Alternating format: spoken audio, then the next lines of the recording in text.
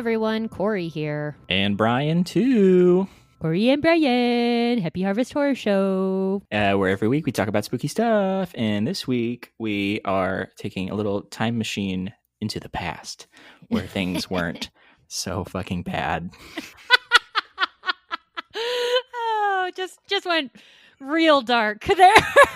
when you didn't turn on the news and just have existential dread. When everything wasn't terrible. You asked me last week, you're like, one of these weeks, you're going to ask me how spooky my week has been. And I'm going to say it was fucking terrifying. And I think the news this week was fucking terrifying. So I feel that. But yeah, this episode, bring it back up. I'm in the hole.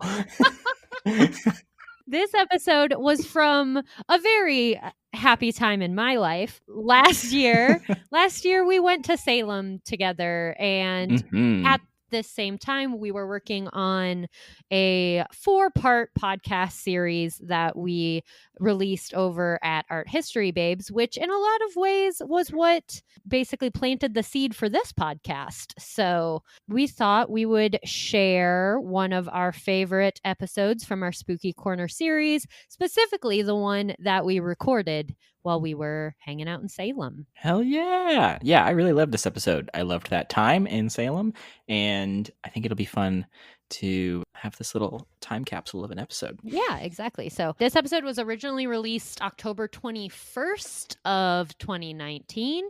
And yeah, we're just hanging out in our cute, scary little Airbnb in Salem talking about doppelgangers. Yeah, hope you enjoy it. Yeah. Also, I wanted to give a shout out to our first supporter. We got a supporter on Anchor. Whoa! Whoa! No way! Yeah, very excited about that. Jennifer, thank you so much for becoming a supporter of Happy Harvest Horror Show. Like, obviously, time and energy goes into this. So we really, really appreciate that you're excited and you want to help support the production of this spooky podcast. Yeah, thanks for staying spooky, Jennifer. Really appreciate it. Super grateful, and I'm excited to keep staying spooky myself. Yeah, and if other listeners out there would like to support Happy Harvest Horror Show, you can do so over on Anchor. It's anchor.fm/HHHS/support. That will also be linked in the show notes for you. So we really appreciate it. Very excited about it. And thank you, Jennifer. And thank you, listeners. And thank you, everyone who's been excited about this so far. We appreciate you. Super appreciate you. And we love you. And now for Doppelgangers. Dun, dun, dun, dun, dun. Look out, something is going to get you tonight.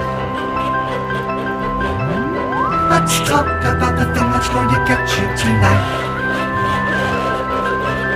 Welcome to the Happy Harvest Horror Show.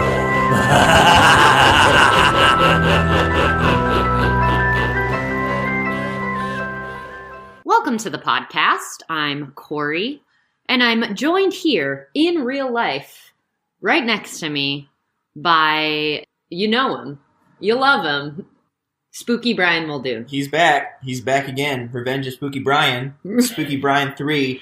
Spooky Brian returns. We're coming at you live from Salem, Massachusetts, talking about some spooky stuff today. Yeah, technically, right now we're in Ipswich, Massachusetts, which is outside Salem, Massachusetts, but we found a really good deal on an Airbnb, and I almost feel like the Airbnb has been one of the spookiest parts of this trip so far. It has been not okay. It features a old little bed that I sleep on that I have coined Little Willem's bed for the ghost boy Willem that used to live here. Yeah, the spirit of Willem remain. There are literal hand sculptures on the wall. Like creepy hand sculptures, like ancient hand sculptures. Not okay. And at night, there are exit signs throughout, like you would see in a gymnasium, the red exit signs that light the place red. Yeah, like it's really big. It's a really big place. And yeah, the walls are all white. So So there's this red light that emanates all night. Also, when we first drove in, it's right by this huge, beautiful bog. And it's been like really rainy. And there was just this single wooden chair looking out towards the bog as though it was like a chair for a spirit or an entity of some sort. Yeah.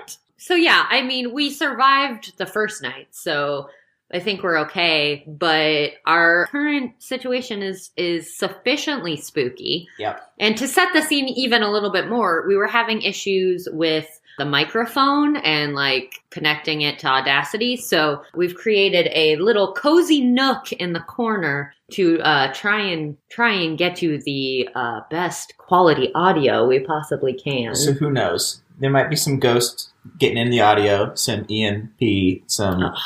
So what do they call it? The isn't it EMP? Yeah, I think so. I think so. The white noise that. Yeah, because you can like measure the noise, the audio of ghosts. I've seen Paranormal State. I know how that works. I saw Ghost Hunters. Yeah, exactly. Come on, ghosts. Those ghost bros. So yeah, if there are any ghosts and they'd like to hop on this recording, go for it, guys. What are we talking about today, Brian? We're talking about doppelgangers. Doppelgangers! The spooky double. The evil twin, if you will. Right. Evil twin that is not your actual twin. I have a friend that made a comment to me saying, I got a twin, not too scary. It's not the same thing. It's not. Yeah, you weren't born with this twin. You didn't grow up with this twin. Because that would make it familiar. The doppelganger is the unfamiliar. Meets the familiar. Yeah. Exactly. So I'm going to start with the ancient roots of the doppelganger. The doppelganger is essentially, in its purest form, a spirit double, kind of an alter ego. And the word doppelganger is actually a German word meaning double goer or double walker. So once again, not your actual twin. This is something spookier. And the term doppelganger is relatively new. It was coined by a German author in the 18th century. But the idea of the double and the spooky twin has been around for much longer than the actual term has. Yes, exactly. So a doppelganger, yes, it's an entity that looks like you. It's your doppelganger. That's kind of how the word, like what the word has come to mean. But it is typically an apparition. So it casts no shadow. It is ghostly in that sense. But it's a double of a living person. And so you can see your own doppelganger. You can also see other people's doppelgangers. People you know, people you love. And often, throughout history anyways, these entities are considered omens of bad luck or possibly impending death. So shout out back to the Banshee. Yeah, little harbingers. Yeah, little harbingers of bad news.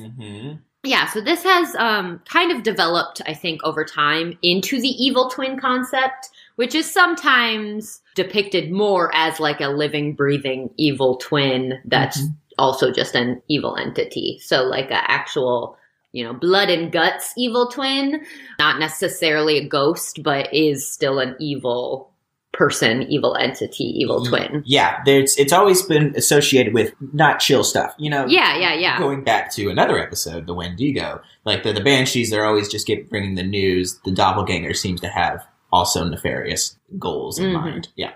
The evil twin concept, typically the evil twin is going to give you malicious advice, maybe plant sinister thoughts, or cause you some type of confusion. So the thing is, you're not supposed to talk to him. Don't hang out with your doppelganger. Just don't do it. Stay away. Some early references, like early incarnations of the doppelganger. I want to give a quick shout out to ancientorigins.net because I found a lot of really great information on this post they did about doppelgangers, and I really appreciate it because, as I'm sure a lot of you have noticed or remember, there has been a popular upswing in people finding their art museum doppelgangers. That's been like a fun thing. I know a lot of famous people even. Like there's one of Weird Al. Weird Al found his art museum doppelganger. Really? Yeah. And it's finding an image in an art museum that looks like you and taking a selfie with it. So when I tried to research doppelgangers in art history, I just got pages and pages and pages of these art museum doppelgangers, which are, don't get me wrong, very fun. Very fun. Very fun. But I wanted actual depictions of doppelgangers in art. And this post from ancientorigins.net helped me out. So, check that out if you want to go a little more in depth. So the earliest references of a concept that can be related to the doppelganger goes back to the Zervite branch of Zoroastrianism. And in Zoroastrianism, there is basically an abstract duality just of the belief system. Like the belief system's kind of built on an abstract duality that is often represented by twins. These twins are Ahura Mazda and Angra Mainyu. And Ahura Mazda is good, Angra Mainyu is evil. And this is a concept we see in so many religions, so many spiritual beliefs. You have the balance of good and evil, right? Mm-hmm. Like yin and yang, dark and light, duality, binary. And in Zoroastrianism, there were some really solid bas-reliefs that depicted these figures. I found more of the good one, of Ahura Mazda. I couldn't really find any of Angra Mainyu. There tends to be these depictions in bas-relief of Ahura Mazda, typically with like emperors or people of power, and there's kind of an exchange. So suggesting that certain people have connections to this good, like, spirit, I guess, Sure. for lack of a better word. So ultimately, we have one of the earliest religions, essentially, spiritual systems, already dealing with this idea of the evil twin, essentially, you know? And then there was also the ancient Egyptian concept of Ka, which was a actual tangible spirit double that had the same memories and feelings as a person. Yeah. And there's actually an Egyptian myth called the Greek Princess, which is an Egyptian take on the Trojan War. And a Ka of Helen was used to mislead Paris of Troy, helping to stop the war. That's not too nefarious. Yeah, that's some good work, I feel like. That was ancient Egypt before we had time to really twist the folklore. Yeah, exactly. Exactly. So these are our really early references when it's not necessarily particularly nefarious, or it almost is a necessity, right? Like when you think about the Zoroastrianism example, it's the balance of good and evil. Mm-hmm. So even though one of them represents evil, there's a balance that happens there, and it's a necessity of life. As we move forward, we also have the myth of Narcissus. Narcissus falls in love with his reflection.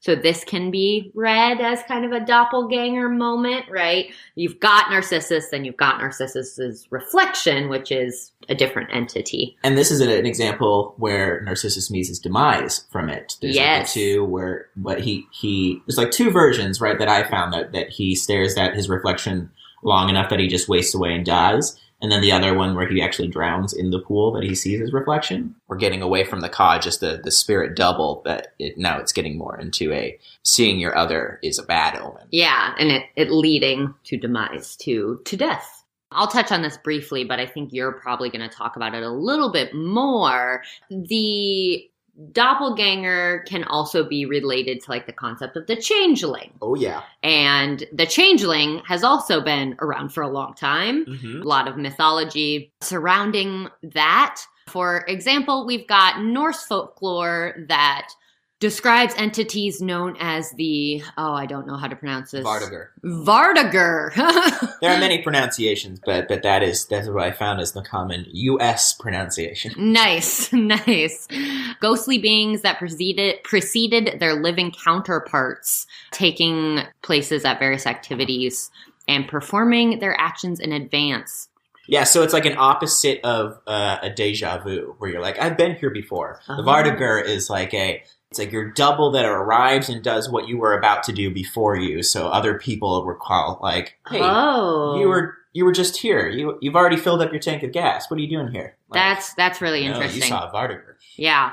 And then we've also got, coming to us from the Orkney Islands of Scotland, this is more the changeling, where we're talking about fairy-like creatures. Love them. Big fan. So fairy-like creatures called trolls. Trolls would give birth to children who were apt to be sickly, and pregnant women were typically guarded from trolls, who would steal healthy human babies and replace them with their own children, changelings. Which would lead to a lot of mothers claiming this is not my baby, which many people would say, oh, the mother is not well. She's not seeing she's a danger to her child because she does not care for her, because she believes it is not her child. But it's all, like you touched on it too, this was also always connected with if there was a disability or some sort of disease that the baby had, that would come to the belief that, no, this couldn't be my child. This is a changeling. My child would not be this sick. Yeah, totally. And there's actually a really good episode of Lore. Lore's a podcast, but it's also, there's an Amazon series. Yeah. And there's this great episode. It's actually probably my favorite, where Lore tells the story of a very controlling man who doesn't like that his wife is being independent, and she's becoming this dressmaker, and she's kind of doing her own thing. And he's like, who is this woman? She's not my wife. And basically accuses her of being a changeling. And a lot of really bad stuff ensues from that. This is a real story, by the way. This actually happened in history. And he basically, tries to, exorcise her in some very violent ways. And eventually she just admits to it all being true, and that now his loving wife is back to try and save herself. Anyways, watch it. Watch Lore on Amazon. So that's an example of it not even being a baby. It was a full-grown, independent woman that was accused of being a changeling. Mm-hmm. An evil version of herself. Like, the fairies must have switched out his good-natured wife with this independent, back-talking woman. Obviously. Those trickster fairies, though, they were up to a lot of no good. They really were. So obviously we have a lot of mythological basis for the concept of the doppelganger that goes in a lot of different directions. Likewise, there are a lot of Native American creation myths that deal with the concept of dualistic twins. Mm-hmm. Yeah, I think this idea of the twin and having two sides is really where it starts. And then it develops into something a little bit more specific and spiritual. And then throughout horror, we kind of have a readaptation of the evil twin. Oh, also, just one really good artistic portrayal of the doppelganger, I think in the spiritual sense, is Dante Gabriel Rossetti's 1851 sketch, and he also did an 1864 watercolor called How They Met Themselves. Mm-hmm. And this is a really cool image because it's an image of two medieval lovers, and they're, of course, on a walk through the woods at twilight, a very spooky setting, a very spooky time, and they encounter ghostly doubles of themselves. They're in the image, they're actually glowing supernaturally. And the gentleman, the medieval gentleman, he pulls out his sword to fight the doppelgangers. On guard. On guard. Ugh. I like the watercolor version of this too. It's they're both the same thing, but I like the colors he uses. Yeah, I mean, Dante Gabriel Rossetti uses amazing color palettes. So, well, good on you, Dante. That checks out. So maybe we'll take a quick break, and then we'll come back, and I'll pass it over to you, Brian, to talk horror. Woo! Woo, woo, woo, woo. Ba-na-na-na-na-na.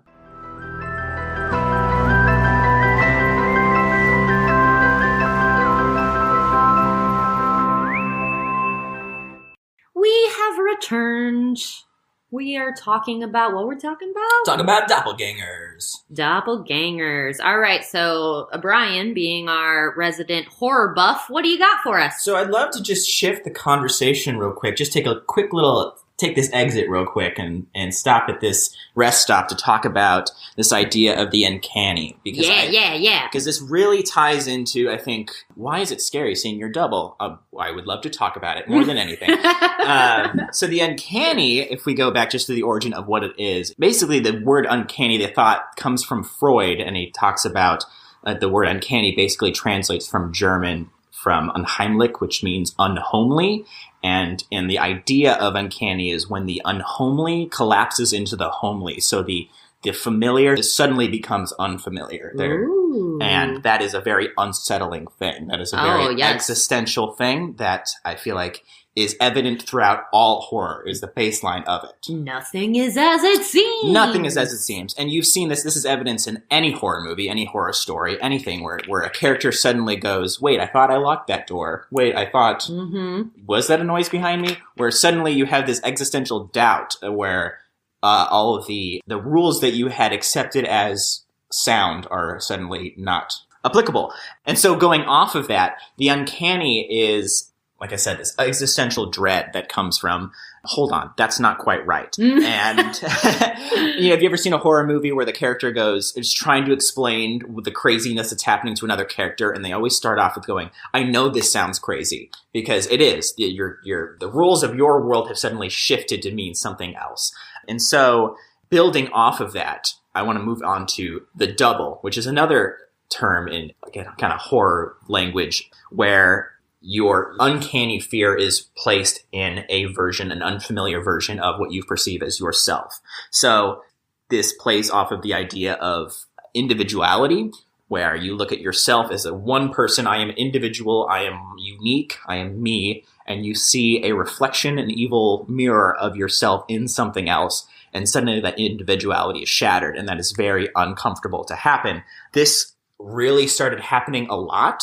It's been happening throughout history, I think, this idea, this existential fear of the doubling, but it became very mainstream post-World War I, where we would see fields and fields of bodies in war, and suddenly this idea became harder and harder to look at all of these bodies on the fields and look at them and divorce them from looking at yourself, that we hold our bodies to being this holy temple of this spirit that will then transcend to the next life.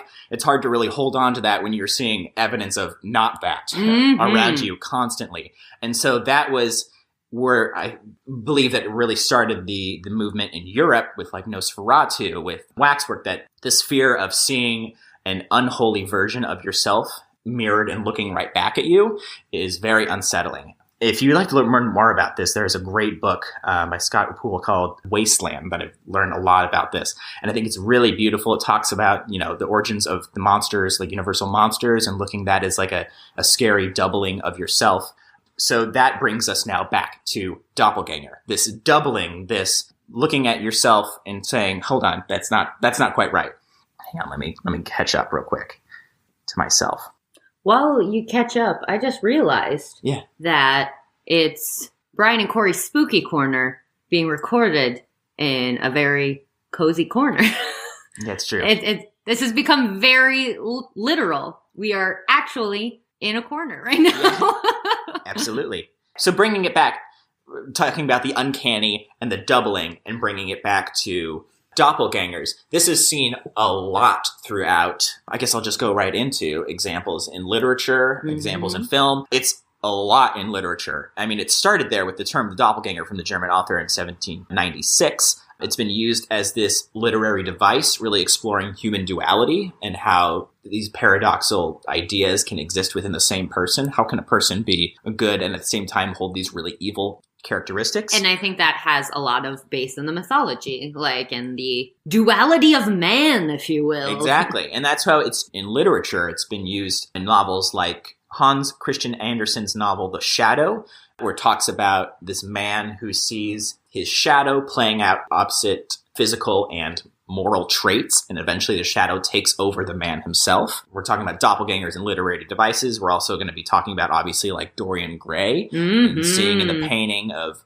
his action suddenly taking a new form in this painting of himself, and as his evil version of himself is becoming this evil double of him. This is an example in Jekyll and Hyde, Strange Case of Jekyll and Hyde, which that one really explores more so like a public virtue versus a private vice duality. Your public version of yourself may be one way, but at home, you can be a very different thing. That's like your, shouts out astrology, that's like your sun and moon sign versus your rising sign. Yeah, a little bit there. And it's also, especially in the case of Jekyll and Hyde, that one explored more of like repressed sexual desires taking control. Of course. Which is a very, I guess, scary thing. Someone told me recently, I can't remember who, I don't know how legitimate this is, but that with Jekyll and Hyde, the duality, like the, I guess, more evil side of it was based on someone like doing a lot of cocaine.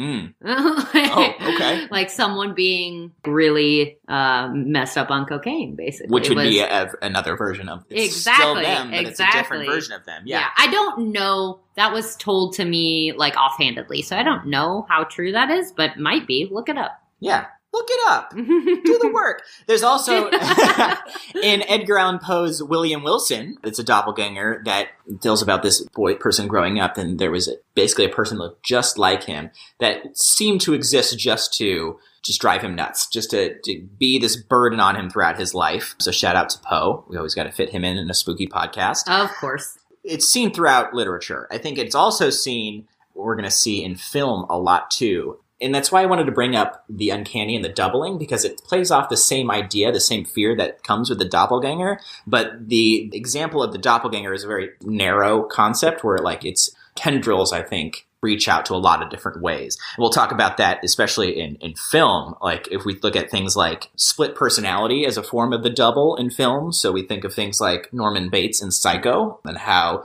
he will, spoiler if you haven't seen Psycho, but he he dresses as his deceased mother and carries out all the murders in the hotel. So he is an innocent, shy boy by day, a murderous mother by night. Of course. If you look at Fight Club with Tyler Durden, the split personality again. I didn't even think about that. That's a good one. And the frustration that Edward Norton has throughout that movie. There's this other version of himself that is living the life that he wishes he could live, but he himself is not. And even in Black Swan, Darren Aronofsky, there's this perfect version of herself that she's aspiring to be. And there's that really, really scary, uncomfortable psychosexual scene where she and Mila Kunis are in this love scene, and then she sees a mirror of herself doing it to herself. And it's this, there are layers there. But that movie's so good. Black Swan. Big fan. Big fan. And that's that idea of split personality. There's also the actual doubling, and these are less scary, but it's still in the mainstream. There's like The Prestige. Yes. I watched that not too long ago. That ending is great. Yeah. And I think it touches on the realm of horror a bit. Totally. That reveal is very unsettling. And the implications behind it are horrible. Yeah, they are. There's movies like the Charlie Chaplin's The Great Dictator. That's a doppelganger, the two living off same one life. There is Moon. Have you ever seen Moon? I haven't. Oh, it's cool. It's great. I think it's on Netflix again. Check it out. I don't want to spoil Moon. If anyone hasn't seen it, it's more contemporary, and it's a fantastic film. We're all going to watch Moon. Watch Moon. In theaters now. Gemini Man from Ang Lee. Yeah. Shouts out astrology again. Like, Gemini is the perfect incarnation. The duality, yeah. And I thought of this before we did the podcast, but I think this is a really unsettling version of the doppelganger, the duality, and the existential crisis of seeing like a double. If we remember Toy Story, when Buzz Lightyear figures out that he is a toy, and he has that moment in the sea of the toy store of seeing versions of himself. Just think of that movie. Like, and that is such a good... Oh man, way to go, Brian. That is a good one to bring in. Oh, I love that Toy so Story, much. Those movies. Because then he goes nuts, and he has the classic "I'm Mrs. Nesbit" moment. Yeah, because his what everything he held so true is suddenly out the window. Shattered. His entire worldview is shattered. Which is terrifying. And so when you talk about why is it so scary seeing yourself, because one, there's a lot of things happening when you see yourself. One, your individuality, yourself, is suddenly shattered. You are no longer yourself. Yourself is someone else too. And that is a scary thought. You don't have control over yourself. There's the two, that your worldview, the world rules that help you go throughout your daily life, if they're suddenly out the window, it's very uncomfortable to reconcile with that. Yeah, that just kind of another offshoot made me think about, just in our contemporary world, the idea of catfishing. Oh, yeah? Like, I've had many conversations because I love the show Catfish. Like, I watch it way too often. Yeah. And I've had many conversations about the idea of, like, obviously being catfish sucks real bad. Yeah. But also imagine someone being a catfish using your shit, using your images, using your name. Yes. Like someone creating a profile as you. That sucks. Yeah. Like that 100%. is a very uncomfortable thing. And it's an element of the catfish scenario that I think is not focused on quite as much. Yeah. Is someone, taking on your identity to do what they will with it. I think that's a very almost contemporary version of what you were just talking about. And that's a real problem, especially in like Tinder and dating apps, where people will take your likeness and put it out there for other people to. And gosh, that would be unsettling. I've never been on a dating app and finding myself that I could, poke or swipe right on, like, right? Yikes. Oh my God. Like, that would be so uncomfortable. Which, this is a great transition to another movie that I saw last year. It came out on Netflix last year if you haven't seen. It's called Cam. It explores the doppelganger through the lens of the life of a cam girl, a cam performer. Yeah, so that connects us perfectly, I feel like. Internet age. 100%. In that movie, there is a doppelganger, a double of herself that is playing out on her channel, on her site, her cam, while she is not there. And the double is much more successful and getting much more clicks and much more views. And it touches on, there's a line earlier on in the movie where she was struggling of like, what do I have to do to be the best at this? And then you see this scary commentary on the entertainment industry of what it does take to be the best. And it's this inhuman, like, scary thing. It's a really good movie. And it's actually a really compelling look into the cam industry. I bet, yeah. Written by an actual former cam girl. Oh, well, that's, because that's actually, as you were saying that, I was like, I hope, though, that it's not like a voyeuristic perspective. I like that it's by someone who actually has been a part of it. Yeah, definitely. It's a very interesting movie. I highly recommend it. It's still on Netflix, I believe. Things don't leave Netflix, right? Oh, they do. The originals, though? Oh, no, not the originals, no. And, of course, if we're talking about film and doppelgangers, we can't miss this year's huge hit, Us. Jordan Peele's Us. Oh. Big fan. I say big fan a lot, but this one was very good. Looking at it through the doppelganger, this one's taking that doubling and the existential crisis and looking at it through a lot of different lenses, but one of them being the national crisis that I think we're in right now, the identity crisis. Oh, yeah. There is a line very, very early in the movie where they meet their double of the family and they're horrified and they're like, who are you? And the first line Lupita says back is, we're Americans. And that, I can't believe that wasn't used in the trailer. That's brilliant. It's such a chilling line of like, we're you, this is it, and obviously there are more layers of things happening in the story, but. And also the impetus to define yourself, like, national identity, like to define yourself as an American, like that's really interesting. And that's been a very common thing in obviously politics nowadays. There's this huge divide, between two parties, and it's becoming harder and harder to see yourself in the other. And you're like, how can we have come from the same place? There's that fear of the doubling, not necessarily a doppelganger, but yeah, but that we're supposed to share an identity and we don't. Yeah. Exactly. Like, the duality of identity. It's coming full circle. It's freaky. Freaky. And I guess going real quick back to books. This is actually going to be made into a movie for HBO later this year, but it was a book first.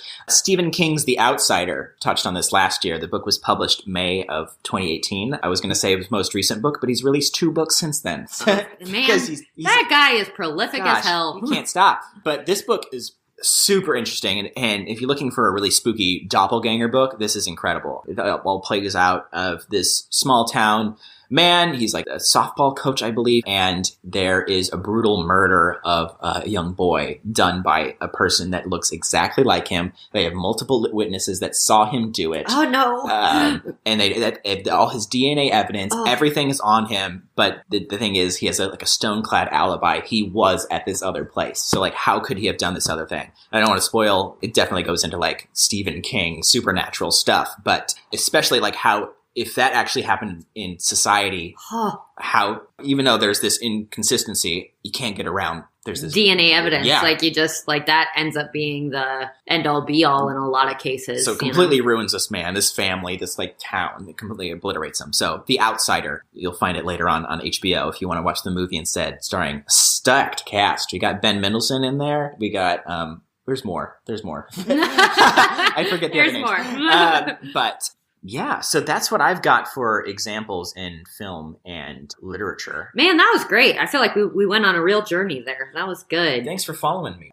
How about we take another break, and then we're going to come back and get real spooky and talk maybe some real-life doppelganger sightings.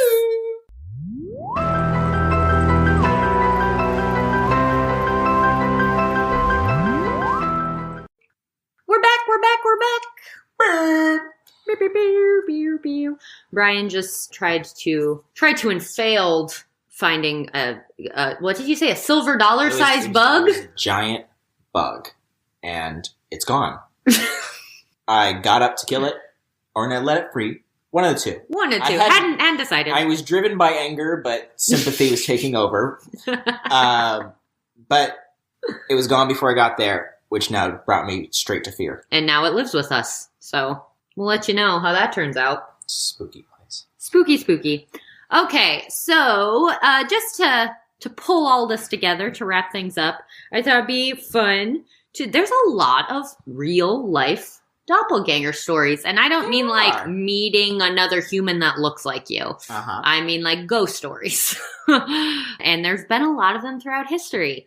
A lot of people have claimed in a ghostly capacity to have encountered their doppelganger. Many of these people, including Catherine the Great.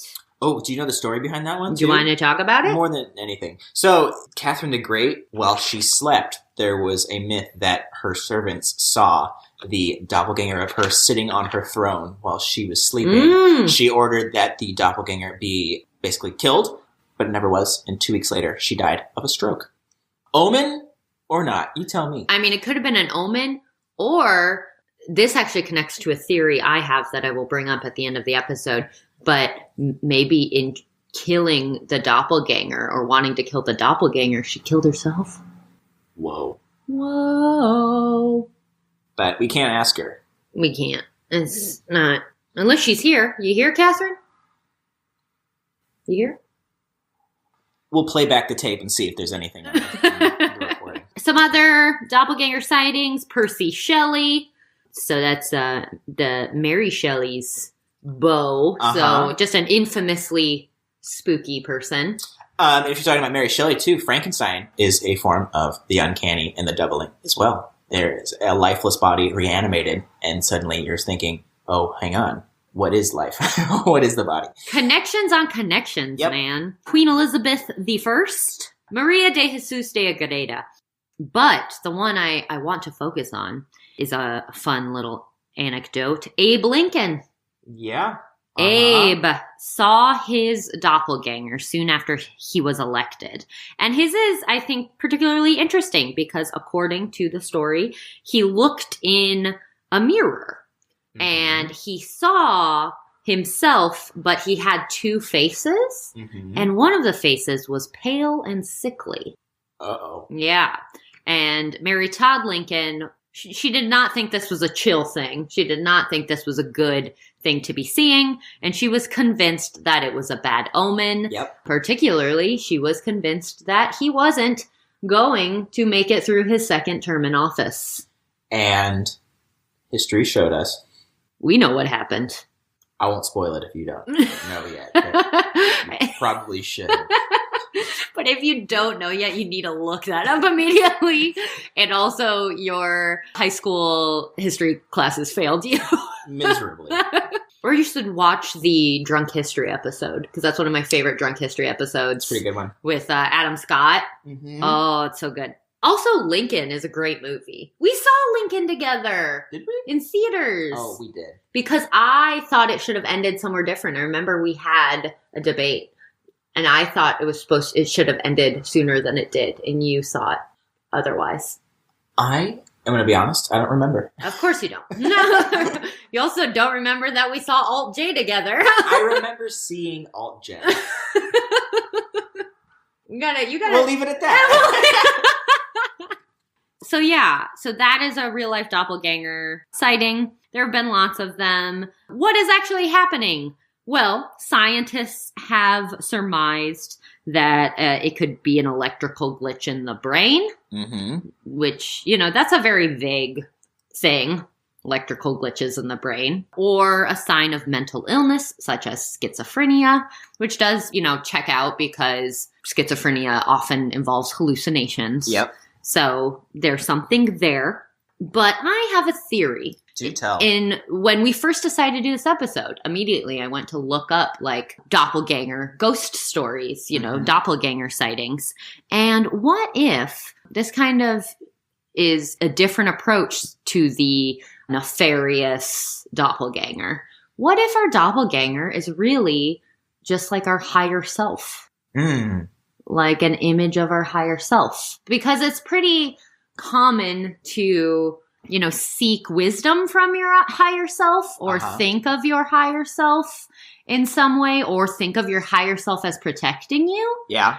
And what if it's just energetic incarnation of your higher self? I kind of like that. I kind of like the idea of your doppelganger being a good dude. Yeah, and that's a positive one, unless you unless you're a really bad dude. Yeah, unless you took a route in life that maybe that your Dorian Gray picture is actually really beautiful. You gotta really examine. Yeah, exactly. What you're doing. So I guess maybe the doppelganger's higher self could be positive or negative. Yeah. Depending on the path you've chosen.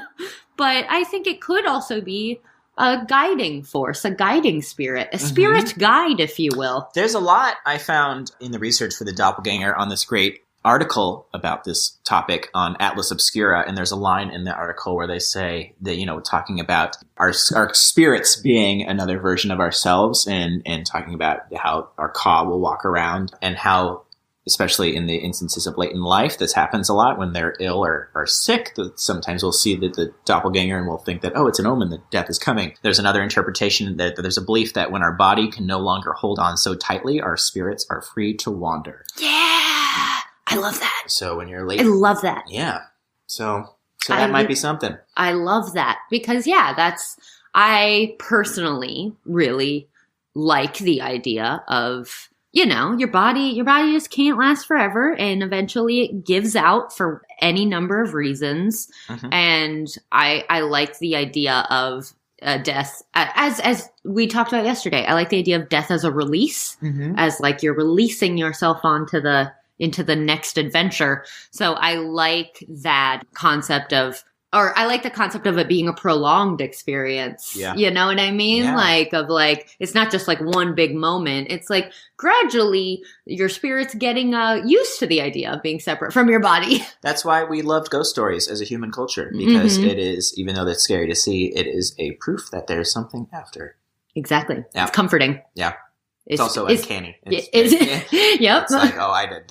it's not. And actually, I forgot to mention this, talking about a lot of horror movies that use the uncanny, meaning unhomely meets the homely. A haunted house is a literal version of the uncanny. It is. Home. Man. A friendly and welcoming home suddenly meets a sinister and unwelcome place. That's brilliant. Yeah. God damn, that's good. I know. But bring it back to the medical. There's actually a term for it. I'm going to butcher the pronunciation, but hutoscopy? Hotoscopy?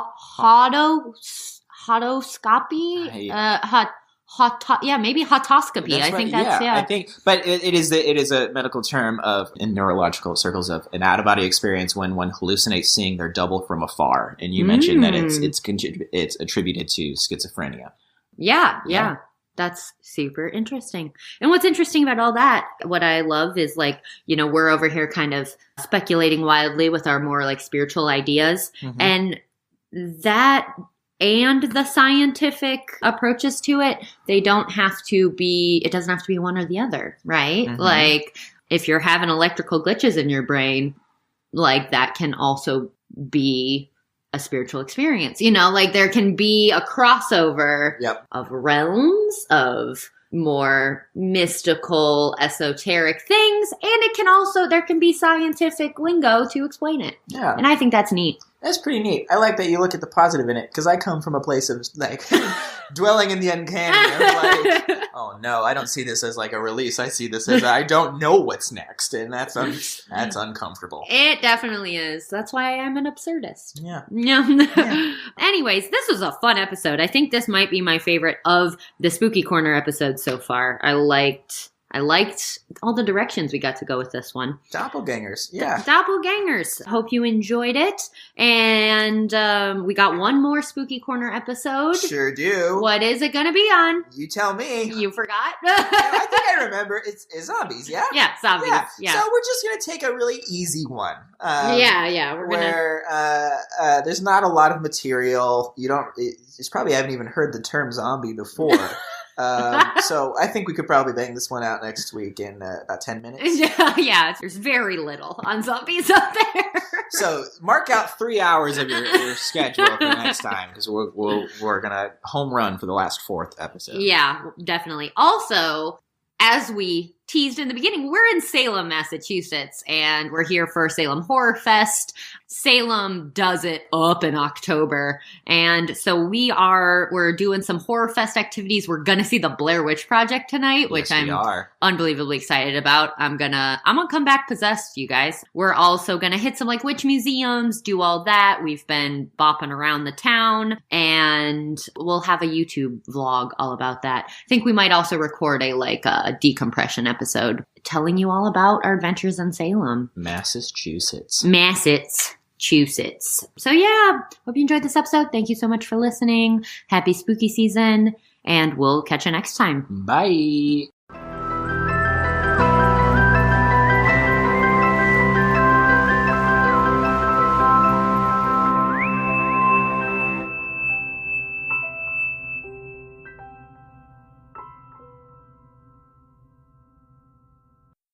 Unless she's here. You here, Catherine? We'll play back the tape and see if there's anything on it.